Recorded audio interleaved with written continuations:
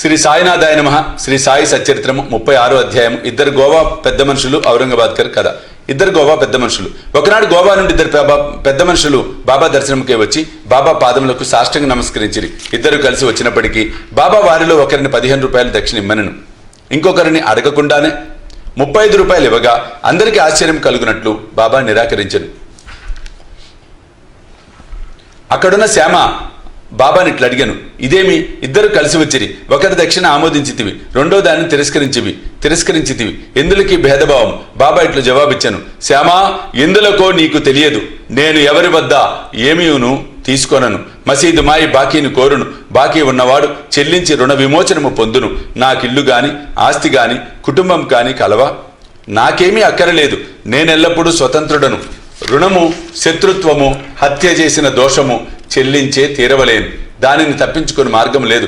పిమ్మట బాబా తన విశిష్ట ధోరణిలో ఇట్లనెను, ప్రప్రథమున అతడు పేదవాడు. ఉద్యోగము దొరికినచో మొదటి నెల జీతం ఇచ్చేదనని తన ఇష్టదైవమును మొక్కెను. అతనికి నెలకు 15 రూపాయల ఉద్యోగము దొరికెను. క్రమముగా జీతము పెరిగి 15 నుంచి 30, 60, 100, 200కు హెచ్చెను.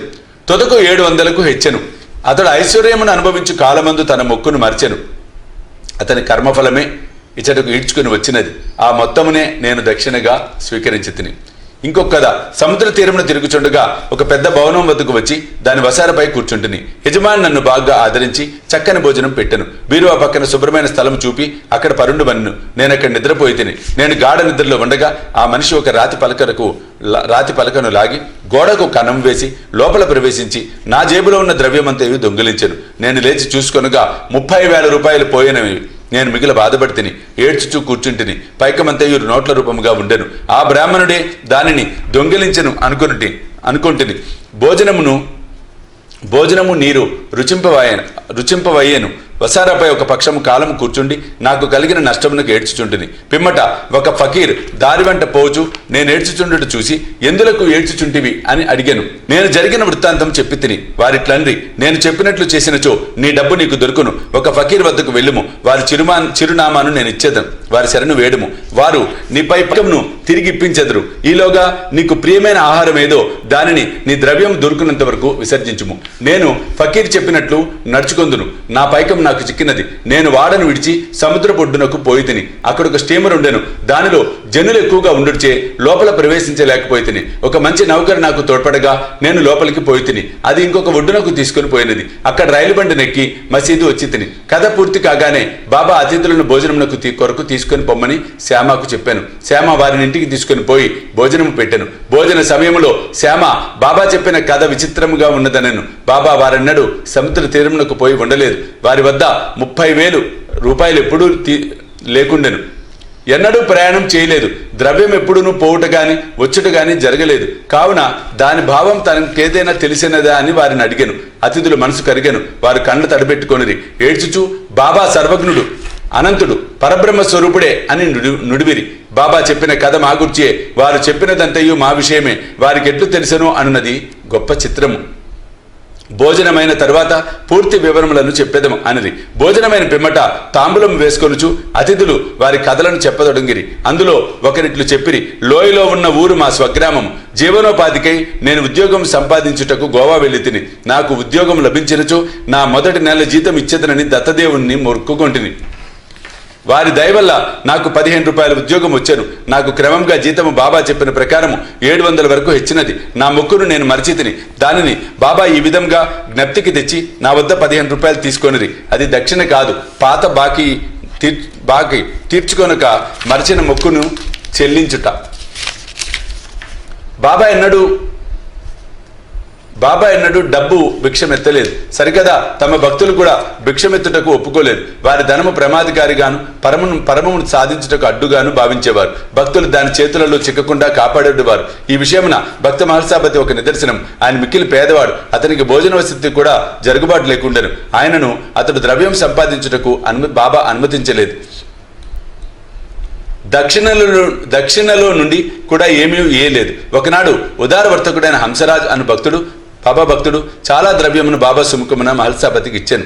కానీ బాబా దాన్ని పుచ్చుకున్నటకు అనుమతించలేదు. పిమ్మట రెండో అతిథి తన కథనిట్లు ప్రారంభించెను. ఆ బ్రాహ్మణ వంట మనిషి నా వద్ద 35 సంవత్సరాల నుండి నౌకరి చేయుచుండినను. దురదృష్టమైన వాడు చెడు మార్గంలో పడెను. వాని మనసు మారిపోయాను. వాడు నా ద్రవ్యమంతయు దొంగిలించెను.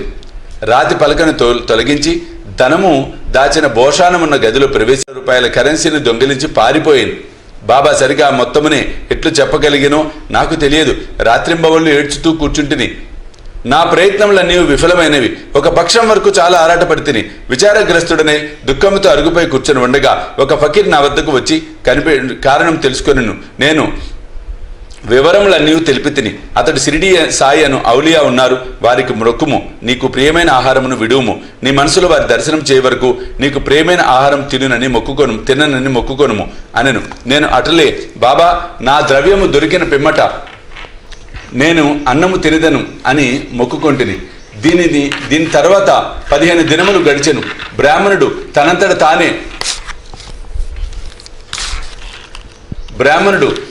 తానే నా డబ్బును నాకు ఇచ్చెను. నన్ను శరణు వేడెను. వాడిట్లను, నేను పిచ్చెత్తి ఇట్లు చేసినాను. నా శిరస్సు నీ పాదములపై పెట్టి తిని, దయచేసి క్షమించుము. ఈ కథ ఈ విధంగా సుఖాంతమైనది. నాకు కనిపించి సహాయం వచ్చిన ఫకీర్ తిరిగి కనపడలేదు. ఫకీర్ చెప్పిన షిరిడి సాయిబాబాను చూచుటకు ఎంతో గాఢమైన కోరిక కలిగినది. మా ఇంటికి అంతా దూరం వచ్చిన వారు షిరిడి సాయిబాబానే అని నా నమ్మకం. ఎవరైతే నాకు కనపడి నా ద్రవ్యంను తిరిగి తెప్పించారో అట్టివారు 35 రూపాయల కొరకు పేరాశ చూపెదరా. దీనికి వ్యతిరేకంగా మా వద్ద నుంచి ఏమి ఆశించక ఎల్లప్పుడూ తమ చేతనైనంత వరకు బాబా మమ్ములను ఆధ్యాత్మిక మార్గమున నడిపింతురు. దొంగిలించిన నా ద్రవ్యం దొరికిన వెంటనే మిక్కిలి సంతసించి మైమరిచి నా మొక్కును మరచి తిని. ఒకనాటి రాత్రి నేను కొలాబాలో ఉన్నప్పుడు బాబాను స్వప్నంలో చూసి తిని. షిరిడీకి పోవాలను అన్న సంగతి అప్పుడు జ్ఞప్తికి వచ్చాను. నేను గోవా వెళ్ళి తిని. అక్కడి నుంచి స్టీమర్ మీద బొంబాయి వెళ్ళి అచ్చట నుండి షిరిడీకి పోవ నిశ్చయించి తిని. నేను హార్బర్ వద్దకు పోగా స్టీమర్లో జాగా లేదు. కెప్టెన్ ఒప్పుకోలేదు. కానీ నాకు పరిచయం లేని ఒకడు చెప్పగా ఒప్పుకొని నన్ను స్టీమర్లో బొంబాయి తెచ్చాను. అక్కడి నుండి ఇక్కడ రైలుకు వచ్చి తిని. కాబట్టి బాబా సర్వజ్ఞుడు, సర్వాంతర్యామి. మేమెక్కడా, మా ఇల్లెక్కడా, మా అదృష్టం ఏమని చెప్పవలను. బాబా మా ద్రవ్యమును తిరిగి రాబట్టను ఇక్కడికి లాక్కొని వచ్చాను. షిరిడి జనులారా, మీరు మాకంటే పుణ్యాత్ములు, మాకంటే అదృష్టవంతులు. ఏలన బాబా మీతో ఆడి నవ్వి మాట్లాడి ఎన్నో సంవత్సరములు మీతో నివసించను. మీ పుణ్యమంతయు ఎందుకనగా అది బాబాను షిరిడీకి లాగాను. సాయే మన దత్తుడు. వారే మొక్కుకొమ్మని నన్ను ఆజ్ఞాపించిరి. స్టీమరులో జాగా ఇప్పించిదిరి. నన్ను ఇచ్చడి తెచ్చిరి. ఇట్లు వారి సర్వజ్ఞత్వమును సర్వశక్తిమత్వమును నిరూపించిరి. ఔరంగాబాద్కర్ కథ. షోలాపూర్ నివాసికు సకారం ఔరంగాబాద్కర్ భార్యకు 27 సంవత్సరములైనను సంతానము కలగలేదు. ఆమె అనేక దేవతలకు మొక్కెను, కానీ నిష్ప్రయోజనమైనను. తుదకు నిరాశ చెందెను. ఈ విషయమై చివరి ప్రయత్నం నిశ్చయించుకొని తన సవతి కొడుకకు విశ్వనాథంతో షిరిడీకి వచ్చాను. అచట బాబా సేవ చేయుచు 2 నెలలు గడిపెను. ఆమె ఎప్పుడు మసీదు పోయినను అది భక్తులచే నిండి ఉండెను. బాబా చుట్టూ భక్తమండలి మూగి ఉండివారు. బాబా ఒంటరిగా చూచి బాబా పాదములపై పడి తన మనసును విప్పి చెప్పి తనకొక సంతానము కావాలనని కోరుకొనుటకై తగిన అవకాశముకై ఆమె కనిపెట్టుకుని ఉండెను. తుట్టతుదుకు శ్యామకి సంగతి చెప్పి బాబా ఒంటరిగా ఉన్నప్పుడు తన విషయంలో జోక్యము కలుగజేసుకొనమనను. శ్యామ బాబా దర్బార్ ఎల్లప్పుడూ తెరిచి ఉండునని, అయినను ఆమె గురించి ప్రయత్నించదనని సాయి ప్రభు ఆశీర్వదించవచ్చని చెప్పాను.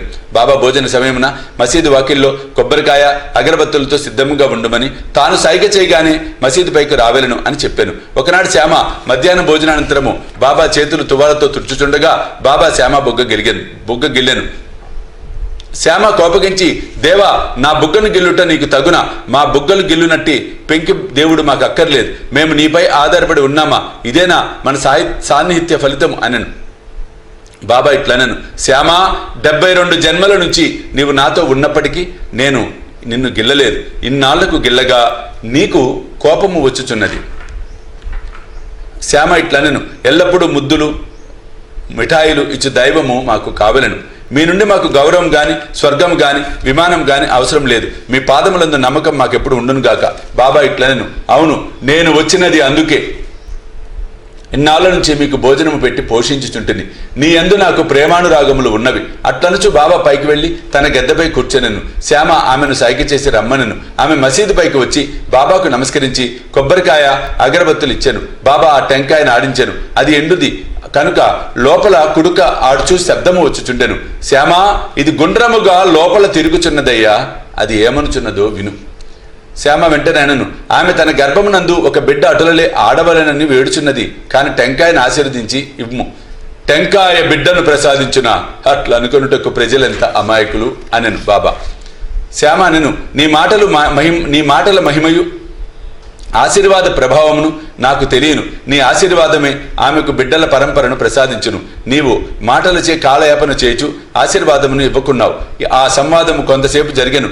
బాబా పదే పదే టెంకాయను కొట్టుమని చుండెను. శ్యామ టెంకాయను కొట్టకుండా నా స్త్రీకే ఇవ్వమని వేడ్చుండెను. తుదకు శ్యామ టెంకాయను కొట్టకుండా ఆ స్త్రీకే ఇవ్వమని వేడ్చుండెను. తుదకు బాబా లొంగి ఆమెకు సంతానం కలుగును అనెను. ఎప్పుడని శ్యామ అడిగాను. 12 మాసములలోనని బాబా జవాబిచ్చాను. టెంకాయను పగలగొట్టిరి. ఒక చిప్పను ఇరువురు తినిరి. 2వ చిప్పను ఆమెకు ఇచ్చిరి.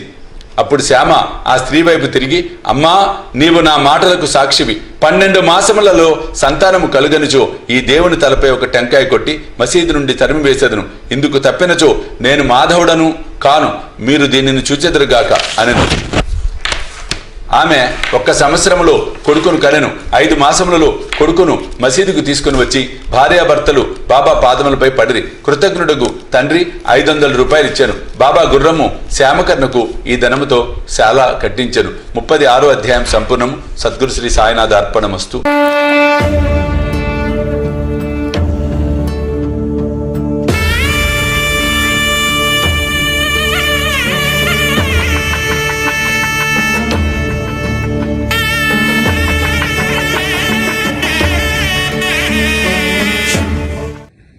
సాయి దివ్య రక్ష కవచ యంత్రానికి